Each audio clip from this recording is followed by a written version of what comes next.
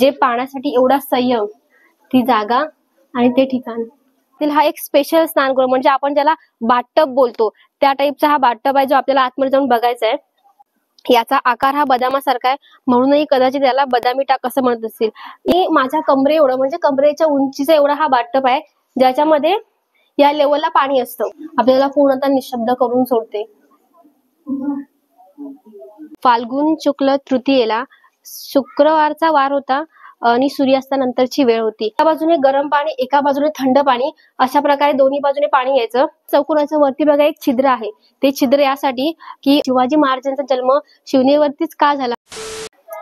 इसवी सन 1551 शुक्ल नाम संवत्सरे फाल्गुन शुक्ल तृतीयेला शुक्रवारचा वार होता आणि सूर्यास्तानंतरची वेळ होती.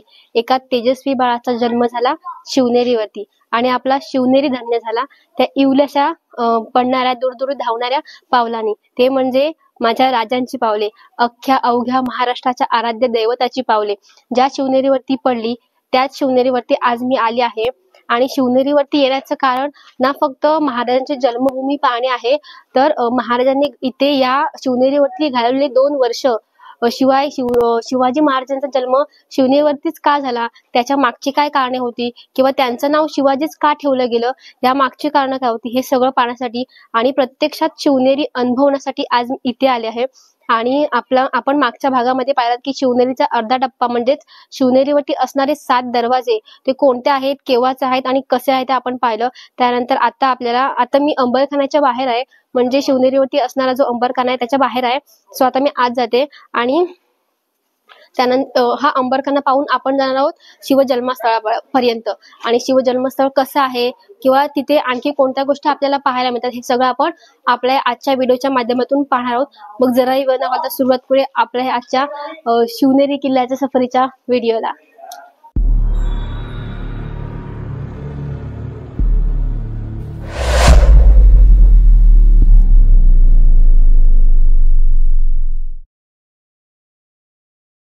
तर हा बघा, हा शिवनेरी किल्ल्यावरचा अंबरखाना आहे.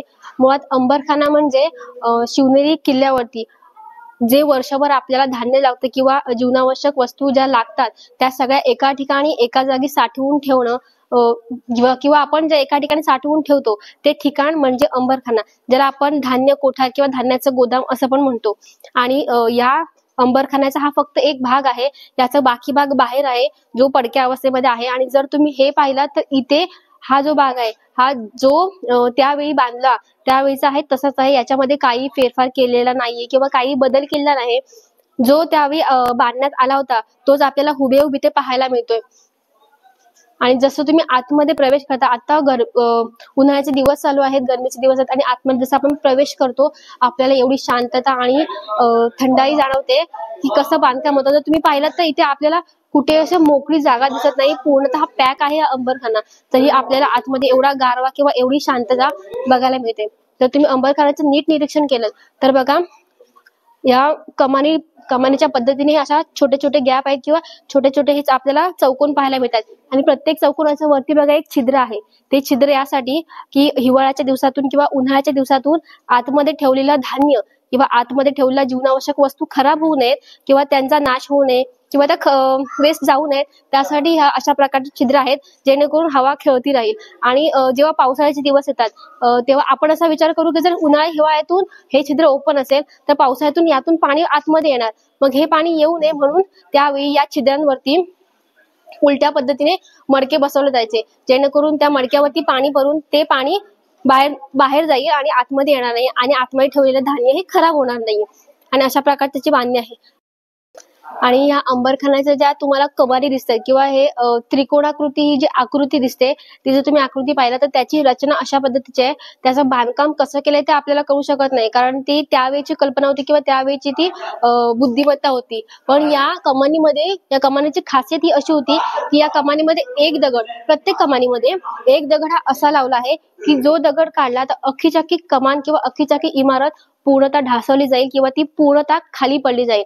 अशी कल्पना होती. म्हणजे समजाच आक्रमण झालं आणि परकीयांच्या ताब्यामध्ये जर आपल्याला आपला किल्ला किंवा आपली ही वास्तू द्यायची असेल, तर आपल्याला माहिती आहे आपली आता इथे शरणागती आहे, आपण याच्या पुढे काय करू शकत नाही. मग आपला किल्ला किंवा आपली वास्तू दुसऱ्यांच्या ताब्यात का द्यावी?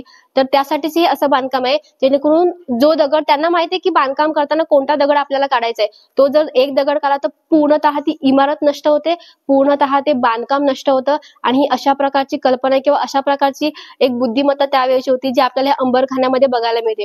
आणि या अंबरखान्यानंतर आपल्याला जायचं आहे शिव जन्मस्थळापाशी, जिथे आपल्याला पाळणा बघायला मिळणार आहे, महाराजांची प्रतिकृती पाहायला मिळणार आहे आणि आजूबाजूच्या गोष्टी किंवा स्नानगृह, अशा खूप बदामी टाक, अशा खूप गोष्टी आहेत ज्या आपल्याला पुढे पाहायला मिळणार आहेत. तर चला आता आपण शिव जन्मस्थळापाशी जाऊयात. तर बघा, जे पाहण्यासाठी एवढा अट्टहास किंवा जे पाहण्यासाठी एवढी आतुरता आणि जे पाहण्यासाठी एवढा संयम, ती जागा आणि ते ठिकाण तुम्हाला मी जवळून दाखवते. प्रत्येक मराठी मनाच्या मनामध्ये जी एक इच्छा असते की छत्रपतींचं जन्मस्थळ म्हणजे शिवनेरी.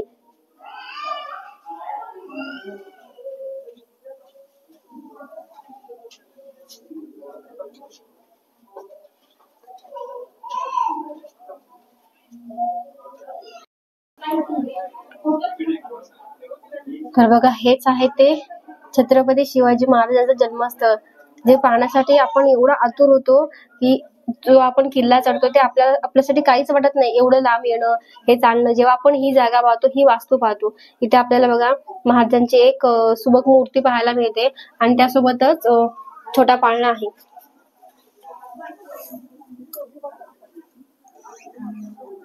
काय आनंद आहे किंवा काय काय बोलावं तेच मला कळत नाही.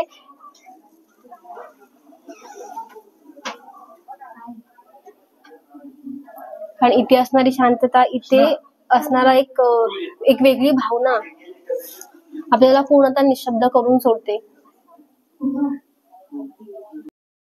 तर बघा, महाराजांचं जन्मस्थळ पाहून आपण आता तिथे डाव्या साईडने वरती एक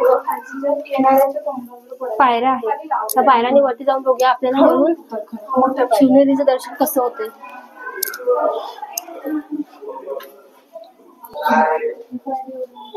हे बघा, इथून आपल्याला शिवनेरीचं दर्शन होणार आहे.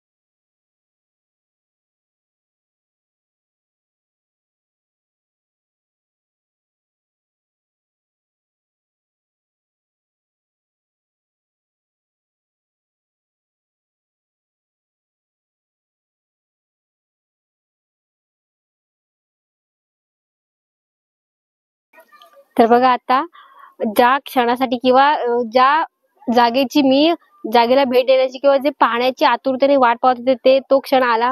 मी महाराजांचं प्रत्यक्षात दर्शन घेतलं तिथे आणि महाराजांचा पाळणा होता तो पाहिला. सगळं पाहून झालं आणि आता मी जे आपण महाराजांचं जन्मस्थळ पाहिलं, तिथून आपण सरळ आलो की इथे बघा एक तळ्यासारखं आपल्याला दिसतं, ज्याला बदामी टाक असं बोलतात. याचा आकार हा बदामासारखा आहे, म्हणूनही कदाचित याला बदामी टाक असं म्हणत असतील. याचं काम असं असायचं की त्यावेळी जे पावसाचे पाणी पडायचे, ते पावसाचं पाणी पिण्यासाठी किंवा इतर गोष्टींना वापरण्यासाठी एका ठिकाणी गोळा करून ठेवणं गरजेचं असायचं. आणि ते गोळा करून ठेवण्याचं ठिकाण किंवा गोळा करून ठेवण्यासाठी बनवलेले टाक म्हणजे हे बदामी टाक. याच्यामध्ये पाणी एकत्र गोळा करून ठेवलं जायचं आपल्या बाकीच्या वापरासाठी. आणि त्याच्या मधोमध बघा, तुम्हाला तो एक स्तंभ दिसतोय पाण्याच्या मधोमध. तो यासाठी की पाण्याची पातळी किती आहे किंवा किती प्रमाणात पाणी त्या टाकीमध्ये आहे हे जाणून घेण्यासाठी. अशा प्रकारे हे बदामी टाक.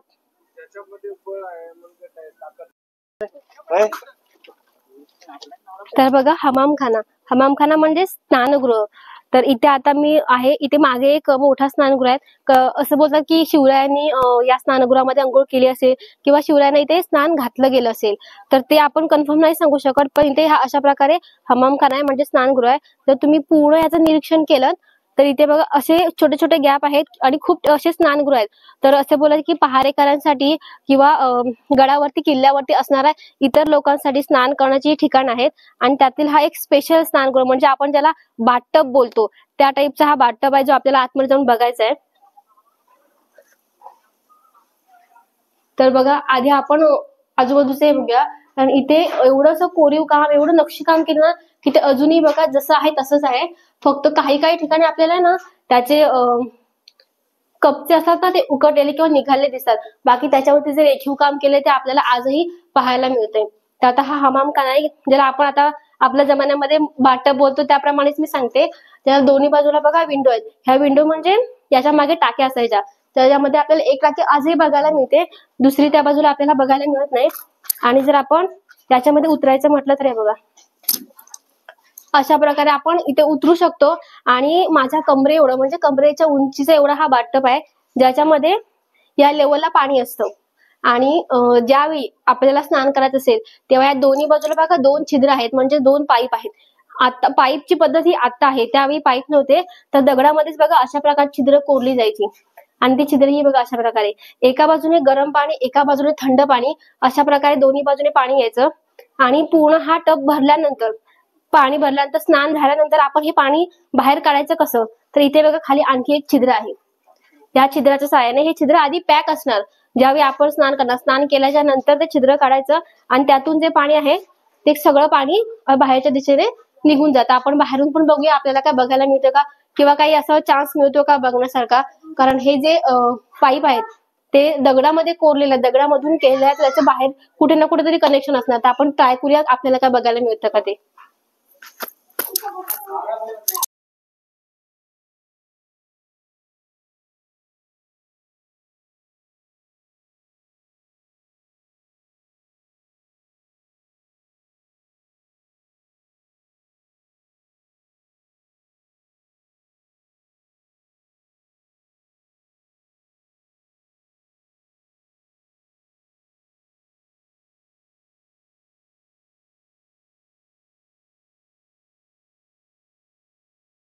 तर बघा पूर्ण शिवनेरी किल्ला मी फिरले आणि पूर्ण किल्ला फिरल्याच्या नंतर मी पुन्हा त्याच जागे आले जिथून आपण सुरुवात केली होती, म्हणजे शिवजन्मस्थळ. आणि शिवजन्मस्थळाचा जो वरचा भाग आहे किंवा जे वरती एक खोली आहे त्या खोलीमध्ये आता आले मी.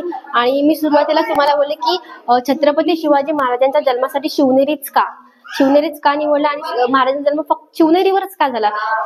त्यावेळी शहाजी राजांकडे खूप असे किल्ले होते किंवा त्यांच्या हाताखाली, त्यांच्या अधिपत्याखाली खूप अशी ठिकाणं होती. मग त्यांनी शिवनेरीच का निवडला आणि अशी कोणती वेळ पडली की त्यांना एका रात्री फक्त 500 स्वारांसोबत जिजामातेला रातोरात शिवनेरीवरती हलवण्यात आलं किंवा त्यांच्या शिवरायांच्या जन्मासाठी शिवनेरी निवडला गेला.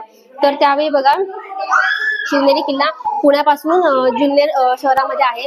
आणि जुन्नर म्हणजेच त्यावेळेची एक बाजारपेठेची वास्तू, म्हणजे जिथे मोठ्या प्रमाणावरती बाजार भरायचा किंवा मोठमोठ्या वस्तू किंवा दळणवळण जे सगळं व्हायचं, त्याचं जे मेन मध्यबिंदू म्हणजे जो केंद्रबिंदू असतो तो म्हणजे जुन्नर. आणि जुन्नरमध्ये असणारा हा शिवनेरी किल्ला हा फक्त शिवरायांच्या काळाचा नाही तर त्याच्या आधीपासून जसे की चालुक्य, राष्ट्रकूट, बारमणी अशा सगळ्या सत्ता याच्यावरती राज करून गेल्यात. आणि त्यानंतर मुघलही सगळ्यांनी याच्यावरती राज्य केलं.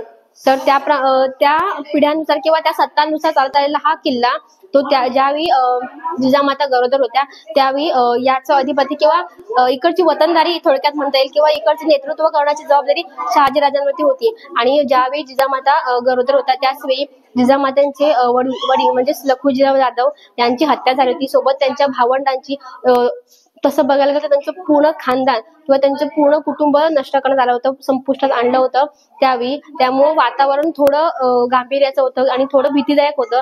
त्यामुळे आणि गर्भावस्थेमध्ये जिजामातांना एखाद्या नॉर्मल वाड्यामध्ये किंवा एखाद्या नॉर्मल वास्तूमध्ये ठेवणं अशक्य होतं आणि ते सोयीचंही नव्हतं.